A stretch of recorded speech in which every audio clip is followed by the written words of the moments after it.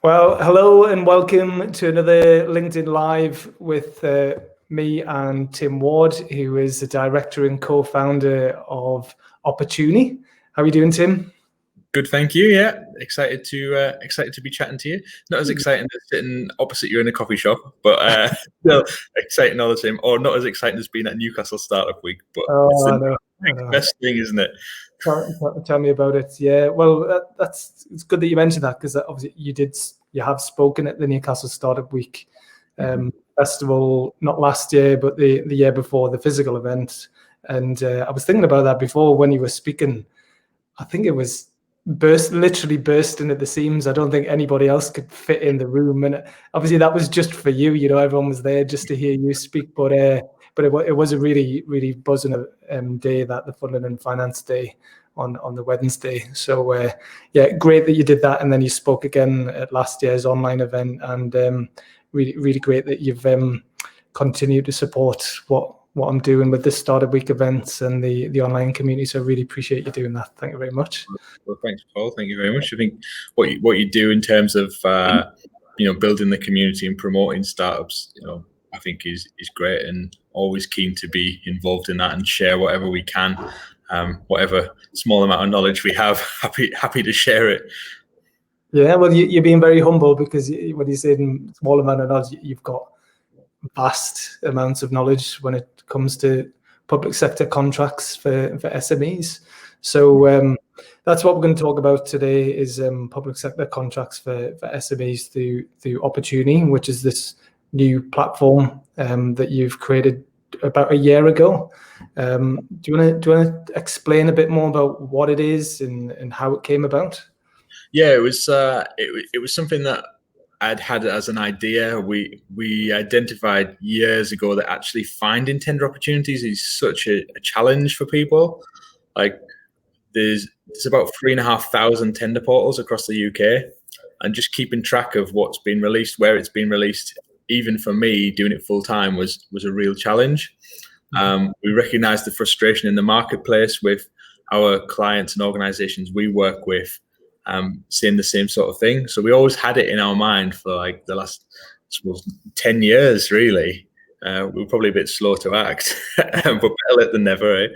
And then I spoke to Bill, who's my business partner, probably a couple of years back. We met over a banana and peanut butter milkshake and talked about it, and he kind of went, "Oh yeah, I can sort of see it." And I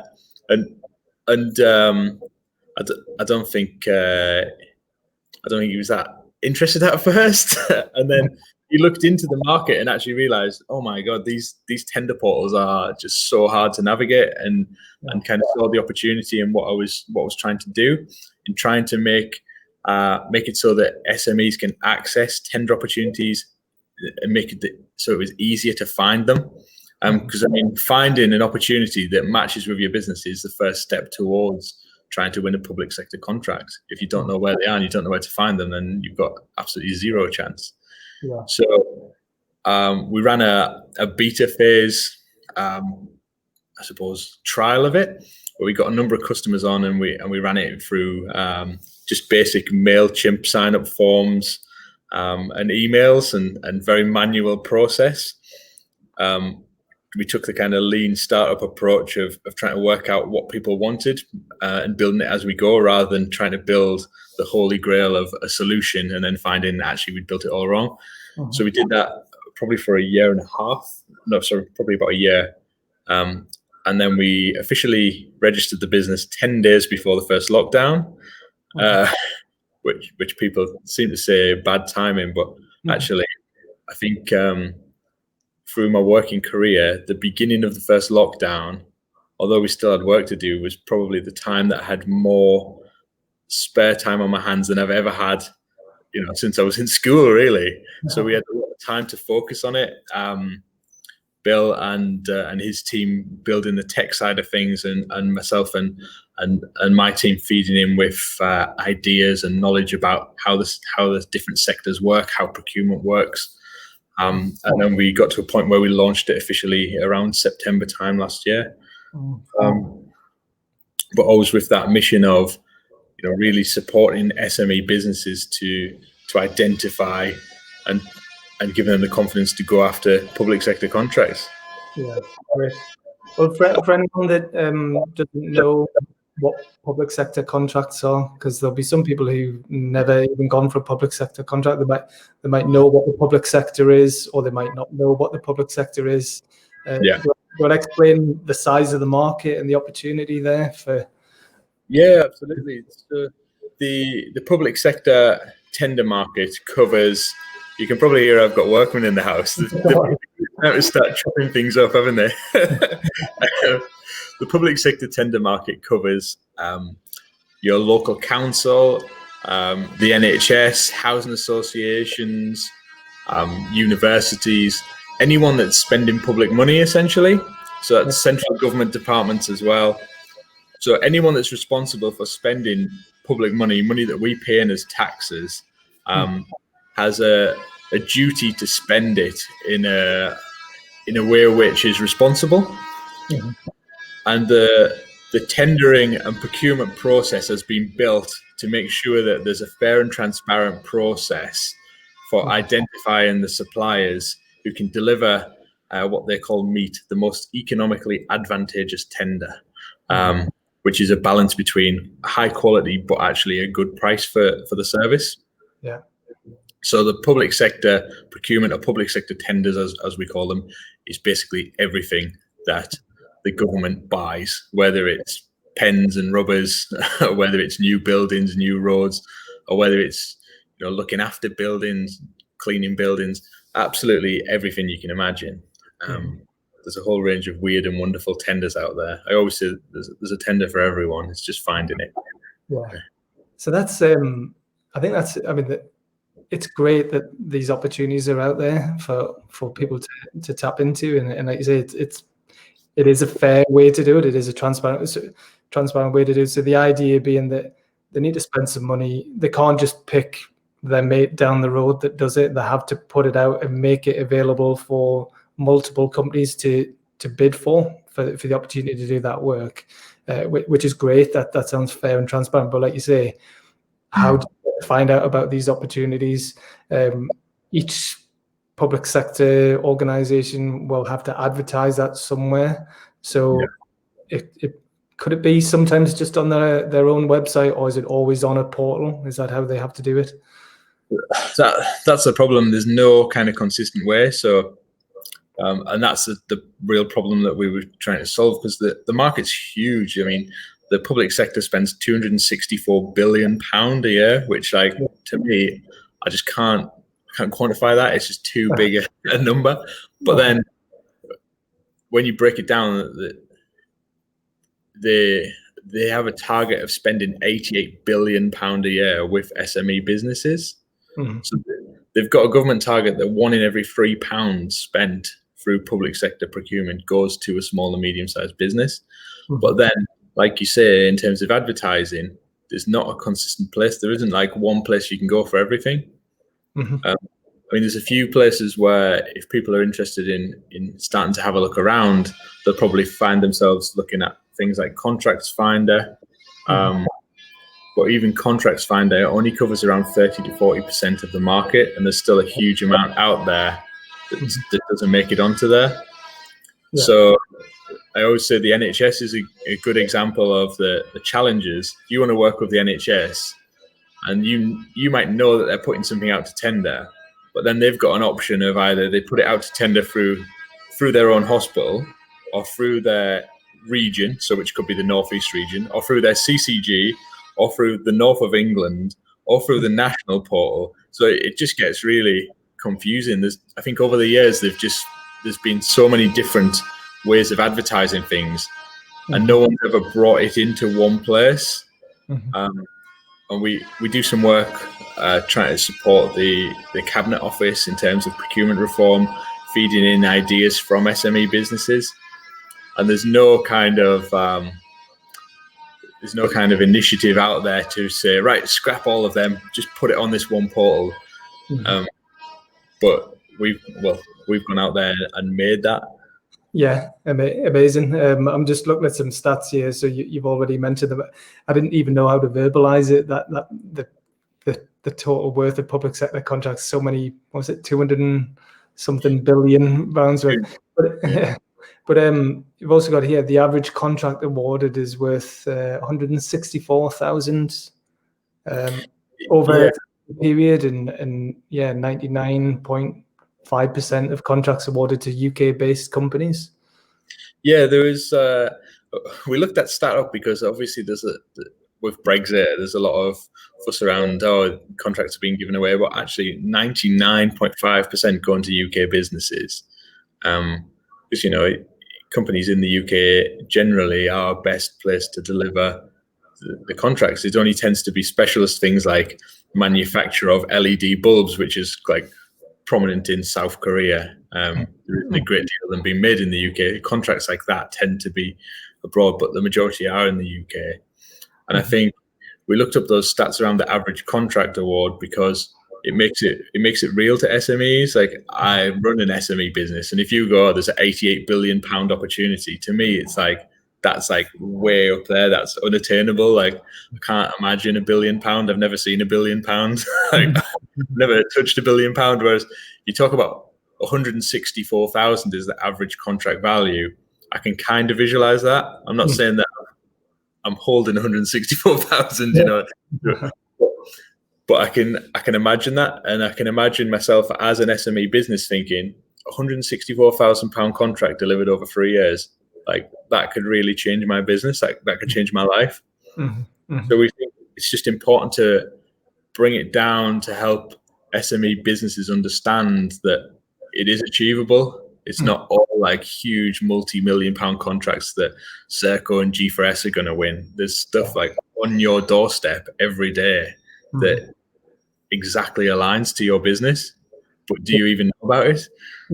Yeah. Well, that's what excites me about what you're doing as well, is because although the opportunity is there, you've touched on a bit the challenge of finding out about these tender contracts, because you've always got here on average 2,000 public sector contracts released daily.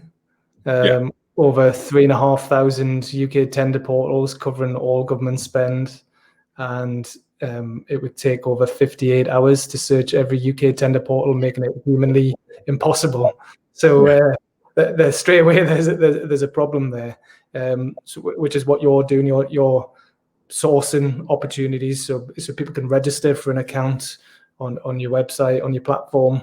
You can put some search criteria in there, and then away you go. You'll be searching all these different portals for the opportunities that match. So do you want to explain a little bit more about how that works and what the process is? So this is more Bill's area of expertise. He's the tech wizard, I suppose. Might be a good way of describing him. I don't know if he'd like that title, but so he's built some real smart businesses that replace processes which have previously been manual with really smart solutions to save people time. So he's built the software in the background which matches companies with the opportunities. So you as a business owner can sign up to our service. If anyone's interested, Paul, you've put a link out there, follow that link and you can sign up for a free trial to see how it works. And you will get actual live tender opportunities coming through. So you sign up, you put in what your company does in terms of products and services, where it operates in terms of, it might be Newcastle, it might be London, it might be UK wide. And then our algorithms actually do the searches. They search these 3,500 tender portals looking for those keywords that align with your company. It's got machine learning built into there so that it learns that things like, if you're a training company, you don't want contracts relating to train building because the word train in there. So it's super smart in the way that it does the searches and matches companies with opportunities, and we're training it all the time, so it's getting more and more accurate.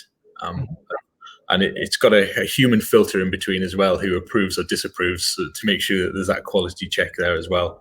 So it's matching people with those opportunities that they've got a good chance of winning.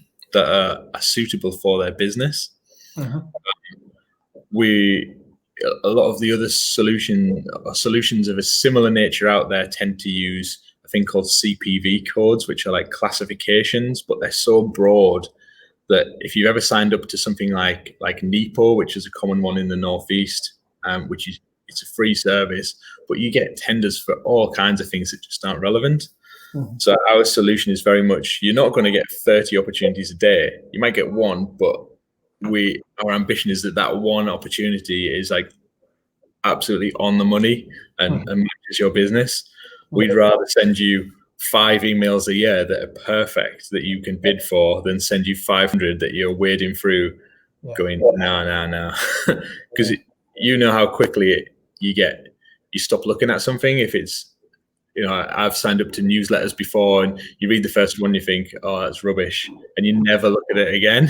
Or you might look at the second one, but then you don't go back. And I think it's the same with these free tender alerts that are not right. People just go, there's nothing coming through. Yeah. So Bill's built that solution that's that really is driving the business forward. Okay. And those alerts that come through, well, you can log in anytime to see what the opportunities are, but you get email alerts as well. With the matches in. So how does that? Obviously, you don't need to go into all the finer details of how it actually works behind the scenes. What as a user, what would you receive in those emails? Yeah, so you get an email, or you can use our app and you get a push notification because we recognize a lot of people are on the move and it's more accessible. And that notification just really slims down all of the bump that comes with a tender alert. Tender alert typically will have lots of codes and numbers, and it's hard to actually find what it is. So we slimmed it down so that you get an email that says there's a contract with Newcastle Council. It's to deliver window cleaning. It's to provide it at the civic centre, the libraries, this, that, the other place. The contract value estimated is £100,000 a year. The deadline is a month today. And then we give some options on there. So you can click to go and view the actual advert of where it was advertised online. Or you can click a button to get a copy of the documents. Because we recognize that some people will click on to go onto the portal where it's advertised, but then you might need to sign up to that tender portal to then get access. But not everyone wants to sign up to every tender portal just to see if it's the right opportunity for them. So we actually send people the tender documents just to make it really simple and help people decide if it's something that they want to go for, if it's something they want to look further into. Brilliant. Okay. Well, I've used it. Obviously, I've registered for a free trial, and I was impressed with the quality of the alerts that came through, and very good matches for the search criteria that I put in there. And I know that just generally speaking, the explosion of digital as more things have moved online. There's too much information out there, and I've been thinking more and more. I've been thinking of this for a while anyway, but particularly last year. In a way, we don't need more content. We need better curation, which is what you're doing, and which is what Opportunity is all about. Is you're filtering that down. You're just presenting people with the most relevant, high quality opportunities for them. So I love that about what you're doing. That's why immediately I got what you were trying to do, and I could see the need for it, because I have registered for tender portals in the past and I've got lost in them because it's just too much. And even I still occasionally get some alerts and they're not relevant to what I'm doing. And so yeah, I do think you're offering a much smarter solution to a problem.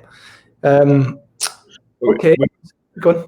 We were keen to we recognise that there's that target of the government spending that money with SMEs, and they've not hit that target. They had a target of spending £1 in every £3 with SMEs. That target expired last year. I'm sure they've got a very good excuse for not achieving it last year.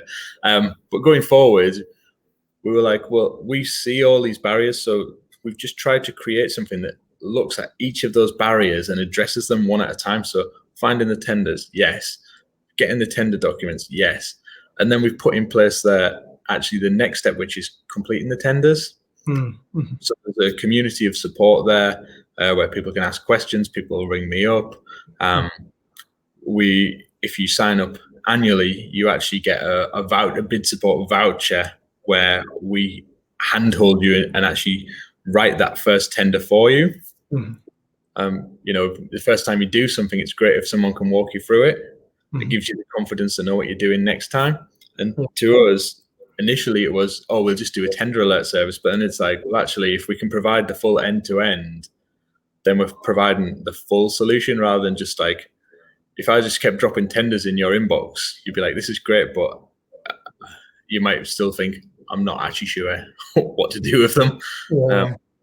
Well, I know that definitely put me off, or has put me off in the past, because it's like, okay, it's one, like you say, it's one thing finding out about opportunities to do the work, but then it's like, well, have I got the time or the expertise to actually to write the bid and submit it, especially if you're a smaller or micro business, and if that's not your specialty. But do you want to talk a little bit more about your background as well with the other company that you got, Bid and Research? Because that all feeds into opportunity. That's how it's come about. It does, yeah. It was born out of Bid and Research, to be honest. The fact that I have a specialist bid writing consultancy. We've spent the last 7 years writing bids for a whole range of companies, for everything and anything you can imagine. Just finished one today, which was for transportation of COVID testing kits. We were working on one this morning, which was for collection and management of waste materials. So we've got a hugely diverse range of bids we've worked on. And we've won £8.5 billion worth of contracts across a huge range of weird and wonderful sectors. And it's that kind of knowledge and background that's helped us to work with so many SMEs to understand the common objections, the common issues that people are having, and to just try and tailor that solution. We joke that bid writing is the original kind of social distancing business development. That, the process is a blind process. You can't win a tender by taking someone for lunch. You can't win a tender by meeting someone at a networking event. You can't talk to anyone. You've got to do it through an online portal. So it's kind of ripe for the new world, I guess. Yeah. And it is, but it is a very unique specialist skill, though, isn't it? Like being able to write, and it's you can't just wing it, and you can't just like think, well, this is what I want to do, and submit something and hope that you're gonna win it. It's like like an exam paper where you get questions and you have to answer the questions to get the highest score. We always say it's somewhere like between an exam and a CV. When you get those CVs and they've got like the specification points, like a tender is exactly that. We work with some people in procurement, so the people who are marking the tenders, to try and understand the common issues that they have. And the most common reason that people don't win tenders is they don't answer the questions, which might sound really silly, but when you look at a tender document, it's really easy to understand why that is. So myself as a business owner, I know what I think are the best things I've got to offer. You'll know the same, Paul, if I said to you, tell me about your business. You'd have all these great things, great examples, which are brilliant, that you want to tell people about. I think it's hard for people putting a tender together to detach what they want to tell the person and what they're asking for.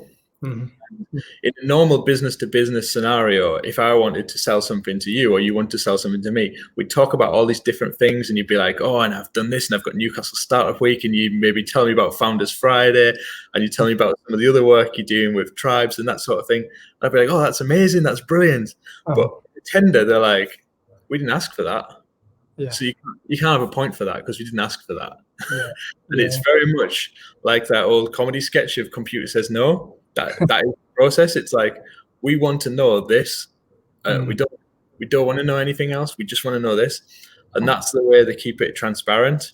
In that you've got some real strict marking criteria and some real strict questions. You've got to answer those questions. And the way that we do it is we try and break those questions down into, if you're asking me something, I need to say, yes, I can do that. This is how I'll do it. And I know that's how I'll do it because I've done it previously for client X, and this is what I achieved for them. So it's like telling them you can do it, giving them confidence that you can do it. And then rather than just being you telling them, you're actually evidencing it by saying, I did it for another client and we did it on time or on budget or hit some KPIs or that sort of thing. Yeah. And it's that process and building out the structure that really helps people to be successful in a tender. Yeah. So if you just dive into it, especially when it's got a big word count, so you might say like in 500 words or 1,000 words, explain how you'll deliver the contract. It's so easy to go off on tangents, but the specification will tell you exactly how they want you to deliver. The council or the NHS or something aren't just going to say, oh, we want you to do whatever it is, whatever service, the security service. How are you going to do it? They're going to say, we want you to deliver a security service, and this is the code of conduct. This is what you've got to wear. This is the accreditations you've got to have. This is where you need to be and when you need to be there. There's room for innovations and bringing in your own selling points, but you've got to align it to exactly what they've asked for. And that's the key to it. So to make sure that you achieve that, we always suggest that you do a breakdown of your responses before you start writing.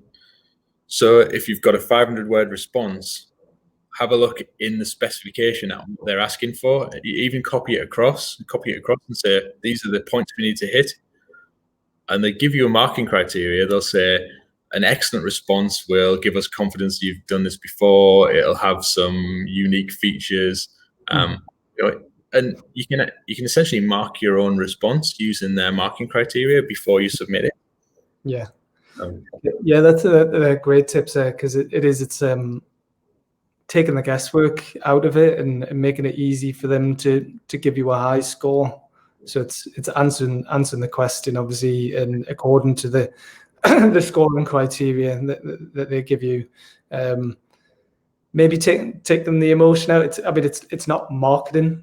It's not storytelling. It's getting rid of the fluff. It's more.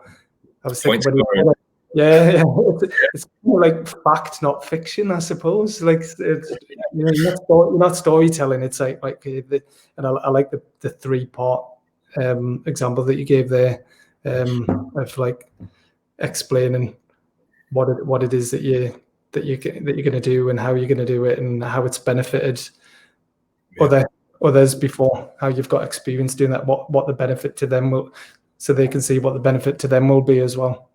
And if you're writing tender submissions and it's for a grant or a charitable pot of funds, or if it's to a private company, those rules that we've said, they can apply in terms of building out the structure and making sure you answer things. But what you mentioned there is, if you're applying for a grant, you do tell more of a story and you put some emotion in it because it's judged more on thoughts and feelings.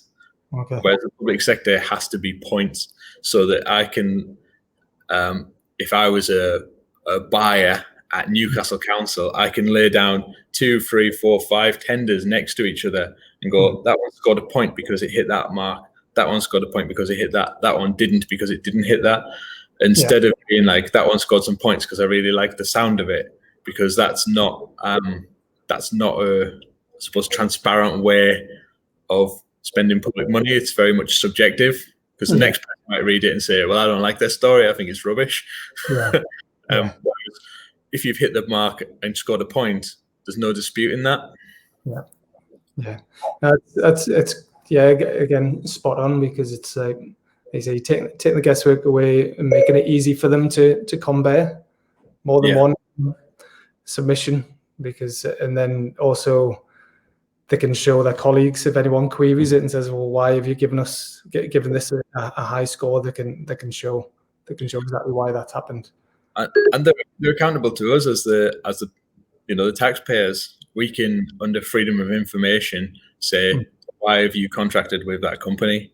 And they hold a certain amount back because they've got to respect the fact that the companies who submit the bids will put in there things that are commercially sensitive. I don't think I'd be very happy if they started releasing details about my costs and my unique features and my team and that sort of thing. But they can release the scoring, and they can show, and they can release descriptions that say this one scored points because it explained this really well.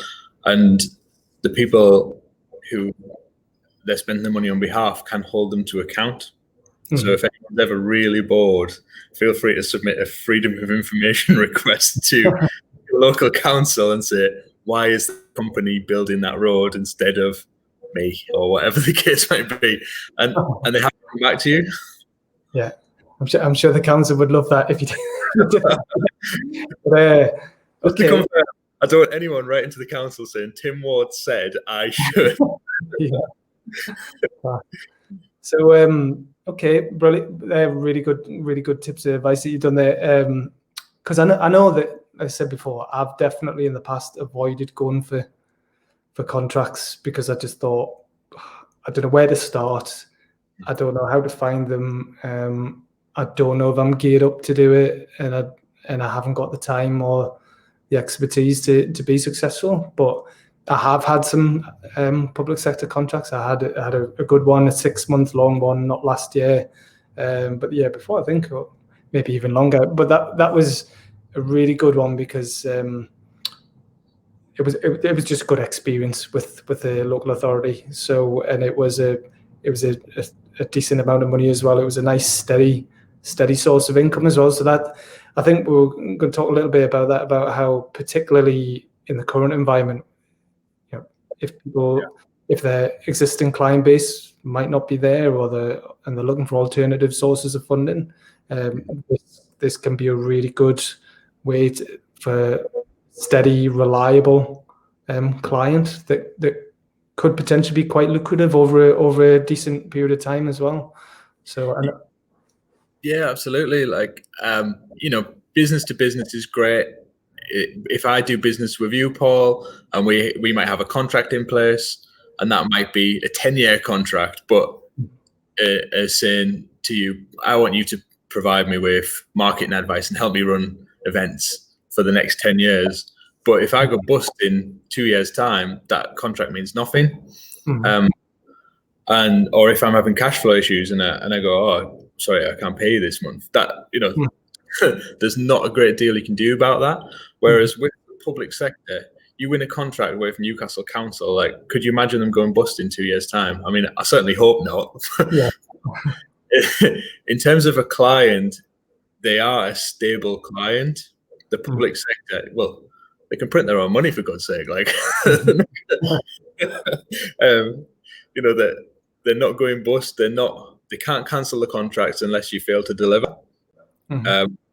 So in terms of a client, they're as stable as you're going to get, really. And as long as you do a good job, then you'll continue to deliver. And contracts, the average contract being 3 years. I mean, how many small businesses out there wouldn't love a contract for the next 3 years, which they know the client's not going to go anywhere? And the public sector have a commitment as well that they'll pay within 30 days. And that's not just them saying we're committed, that's actually written down. They've got this prompt payment code, which they're actually encouraging private companies to sign up to.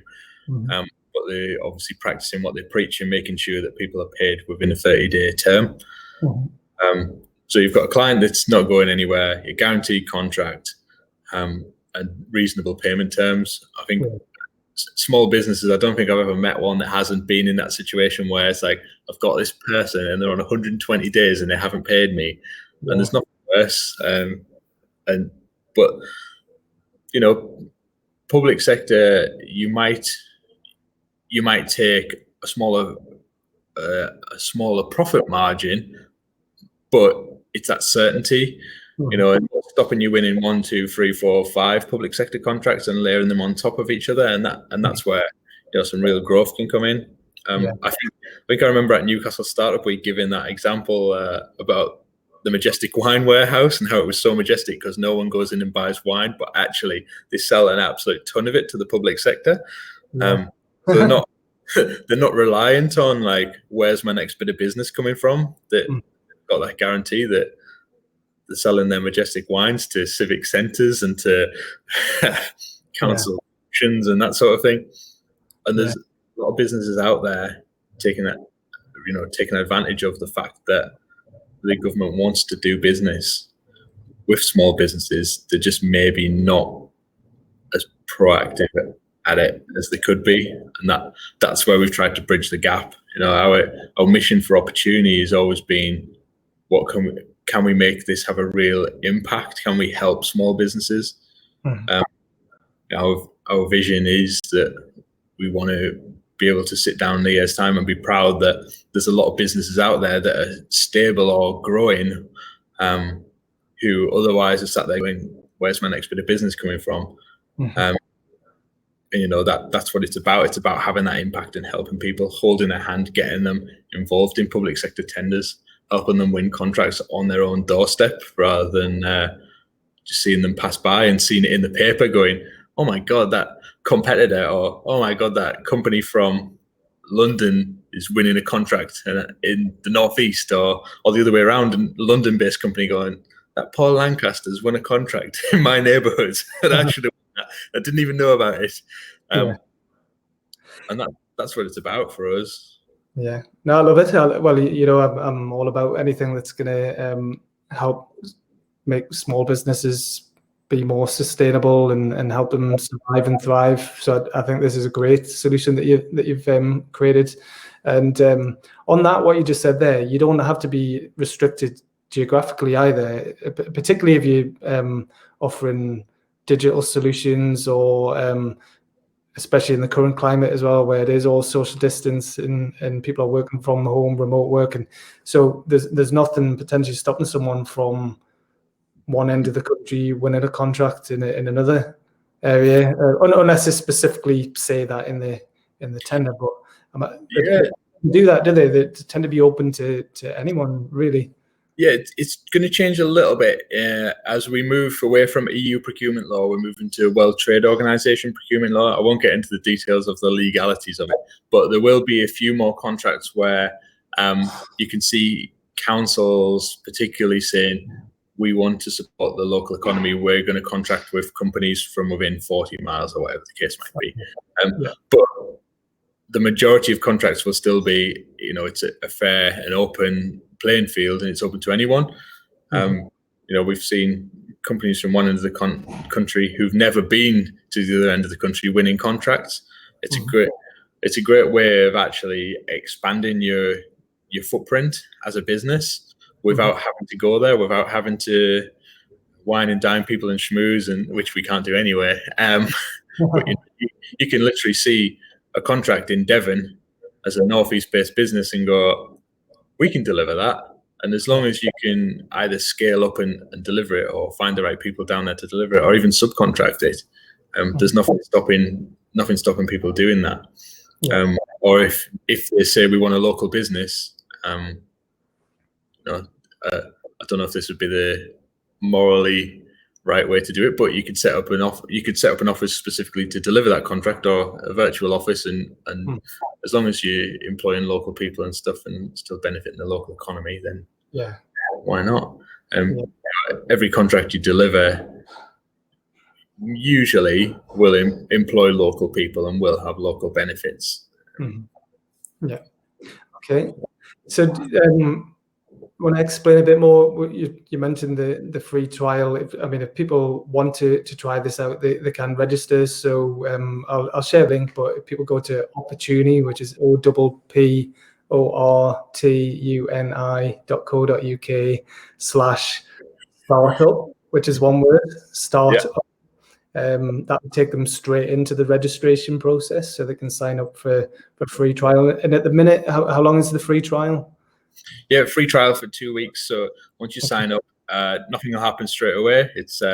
But then the searches will come through the next day, and the searches are backdated 2 weeks. So you'll get things that have been released for the previous 2 weeks open in your inbox. And then they're maintained for the 2 weeks going forward. The theory being that if something was released 2 weeks ago, it's probably got another 2 weeks till the deadline, so it's not too late yet. Yeah. And some sectors there'll be loads of things, other sectors there might only be a few. But like I say, the aim for us is always that it's not volume, it's relevancy, it's making sure that the right things. But yeah, the free trial is a great way of you might think, are there any opportunities for me? Could I tender for something? If you don't know, get yourself on there. There's no harm in having a free trial. And they do come through. I was impressed how quickly they came through, how quickly the relevant opportunities came through. And then what happens next? So at the end of the 2 week trial, well, you can upgrade to the paid for version, which is either a monthly contract or an annual contract.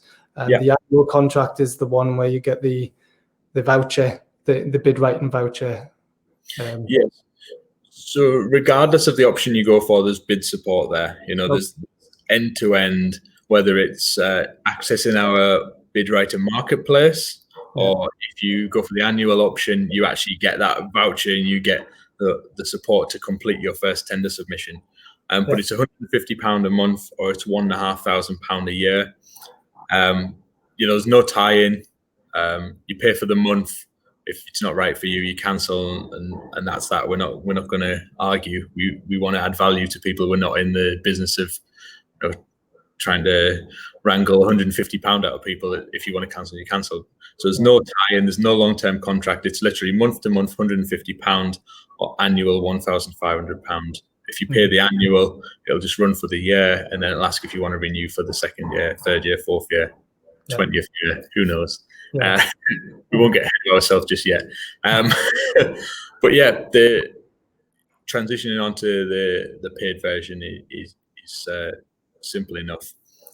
You get exactly the same service as you would on the free trial.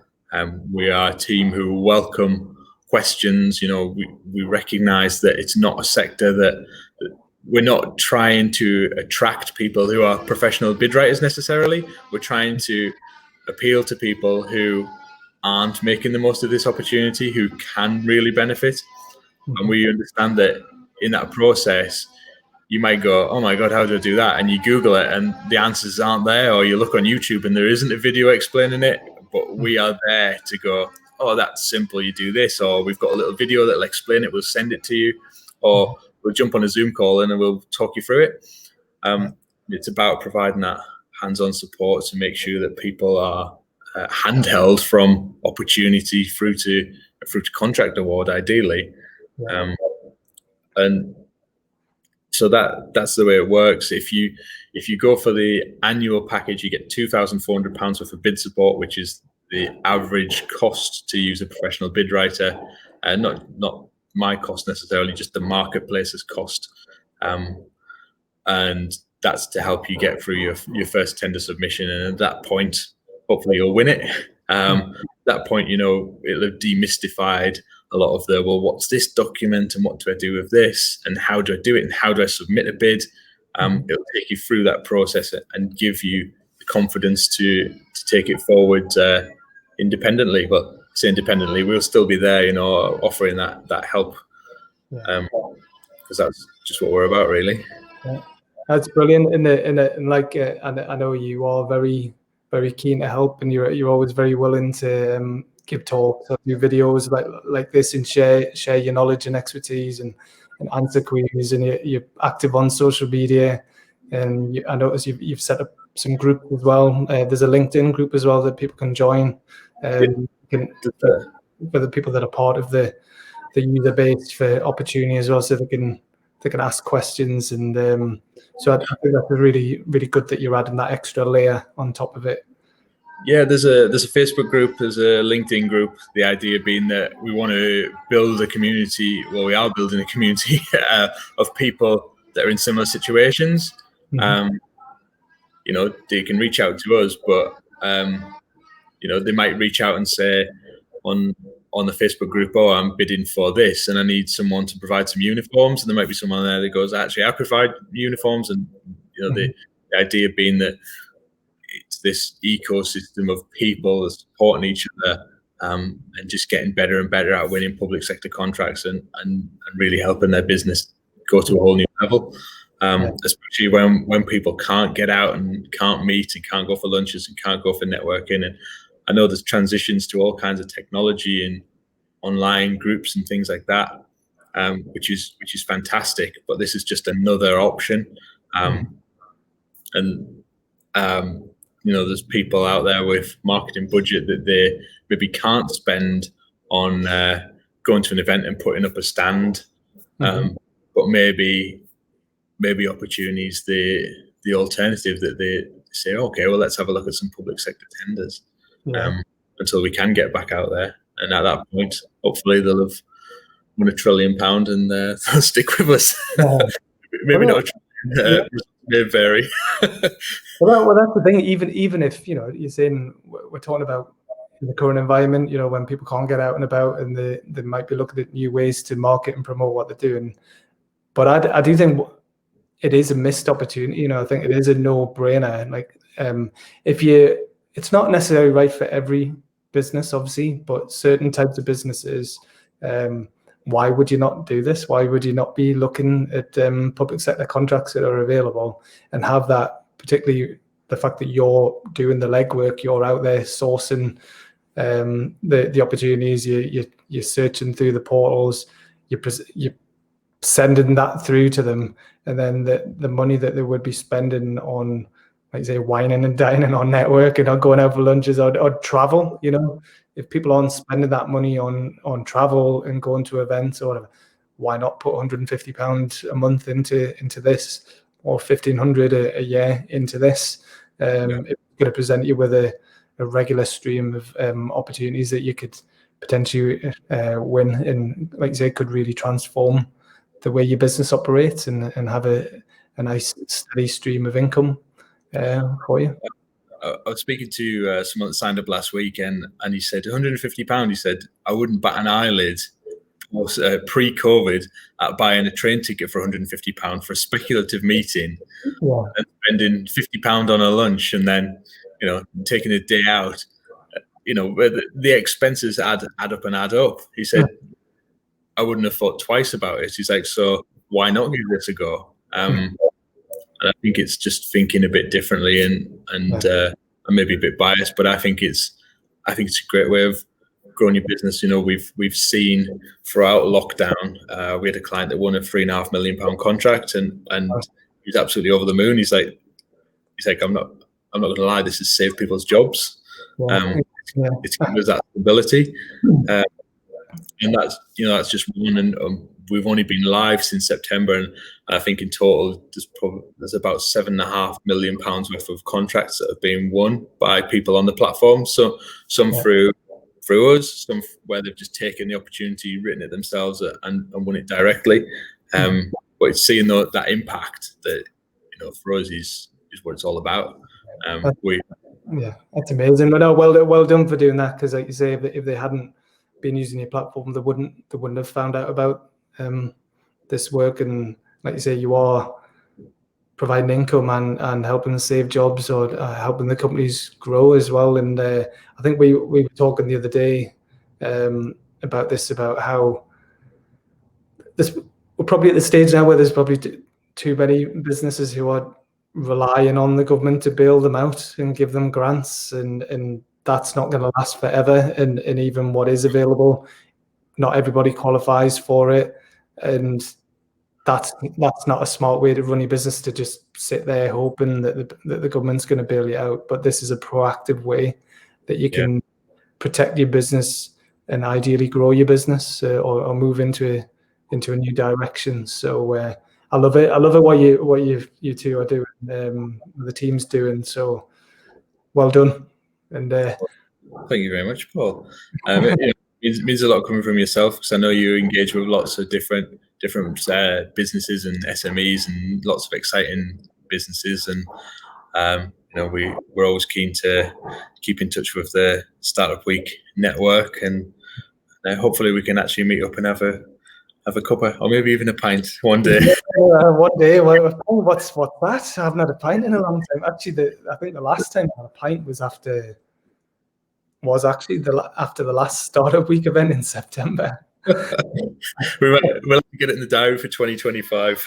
I celebrated because the 5-day event, and it was all online, and it's intense and whatever. And after it ended, I just went to what's it called? The Gunner Tavern, where we went for lunch that time, and I just sat there really happy just because I just delivered this great event, and I didn't really want to be networking or talking to anyone. I just sat there and I had a solitary pint on my own, and it was so nice. And then I went and got a takeaway, and that was just the perfect end to it. Really, just a bit of time to myself to just absorb what I just done. But yeah, I don't think I think I must have had a can. I don't think I have. I don't think I've not had a proper pint since September. I think I've had the odd snowball over Christmas. I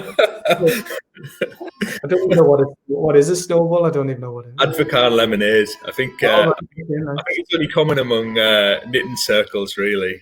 Yeah. I think it's a bit of a granny drink. Just like Christmas to me. Yeah, it is a Christmas drink, definitely. All right. Okay, so I'm rambling now. No, I love it. I mean, the other thing as well, we do want. We talked about the travel, going speculative meetings down to London or whatever. I often think, particularly in the north of England and the northeast, especially, we are at a disadvantage because of the location, in that often you do have to travel down to London for meetings or to go to events, which is one of the reasons why I created Startup Week, Newcastle Startup Week, because I thought, why should you have to go down to London to an event like this? Why can't we have a big event in the northeast in Newcastle? But now you can access these opportunities through your platform. You're not at a disadvantage. By geographical disadvantage. So again, another reason why I love what you're doing. So well done, and keep doing what you're doing. And let's get lots of people from the northeast in particular onto opportunity and make the most of the opportunity. We say an opportunity. Yeah, get yourself on, get a trial. What's the worst that can happen? Exactly. It's not for everyone, but I think it is for a lot of people. If you go, so opportunity.co.uk/startup week. Startup. So opportunity.co.uk/startup. Startup, that's the one. And yeah, get yourself a free trial and see what you think. And if you've got any questions, anyone's got any questions, feel free to reach out to me. I like to think, hopefully, I'm friendly and approachable, but we'll see how many people contact me. People can watch this on replay, obviously, but if anyone's got any questions, they can just post them underneath this video, and I'm sure you are very good at responding to people's questions, so you can either ask it publicly or send you a private message, and you'll be able to help them. And if I can help in any way, I will. But it's if it's more specific to the platform and tenders in particular, then that's you. I'll hand that over to you to do that. That's fine. Yeah. Okay. Great. All right. Thanks again for doing this. Really appreciate it. And like I say, love what you're doing, and hope to see it continue to grow and help more and more businesses to get the contracts that they are best suited for. All right. Okay. Thanks. Okay. Thank you.